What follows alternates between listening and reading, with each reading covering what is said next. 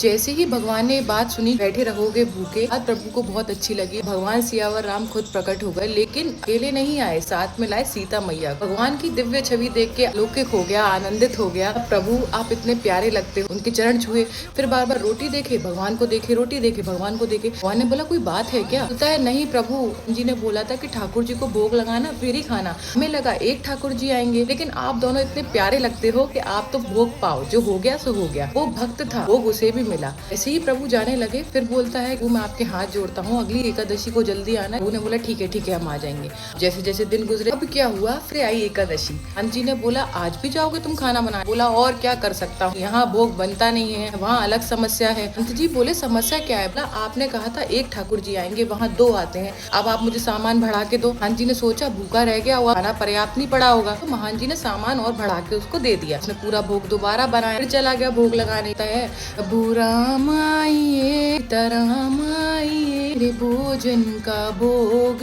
लगाइए। इसी उसने भगवान को गुहार लगाई। से ही प्रभु श्री राम सीता मैया स्वयं प्रकट हो गए, लेकिन इस बार अकेले नहीं है, इस बार आए लक्ष्मण जी भी साथ में। अब जैसे ही उसने लक्ष्मण जी को देखा, अब फिर चिंतित हो गया। बार बार रोटी देखे, बाबा प्रभु को देखे, बार रोटी देखे, बाबा प्रभु को देखला। भगवान ये कौन है आपके? भगवान ने बोला हमारे भाई हैं। कि आपके सगे भाई हैं कि कोई लगे पगे दूर के? बोले भगवान नहीं नहीं हमारे सगे भाई हैं। बोला भगवान एक बात आपसे कहें, बुरा तो नहीं मानेंगे आप? जी ने बोला बोलो, हम क्यों बुरा मानेंगे? तो भगवान जी हमने ठाकुर जी का ठेका लिया है, उनके पूरे खानदान का ठेका हमने लिया है। राम सीता मैया जोर जोर से हंसने लगे और लक्ष्मण जी हो गए चिंतित। अरे प्रभु ऐसी कौन सी जगह लेके आ गए, ऐसा आदर सत्कार हो रहा है आते ही हमारा। बोला कि चलो आप लगते इतने प्यारे हो तो भोग पाओ। भगवान श्री राम सीता मैया ने, लक्ष्मण जी ने, तीनों ने भोग पाया। भक्तराज था तो भोग उसे भी मिला। प्रभु जाने लगे, उनके चरण पकड़ लिए। उसने बोला कि देखिए प्रभु एकादशी को कितने आओगे, अभी से मुझे बता के जाओ।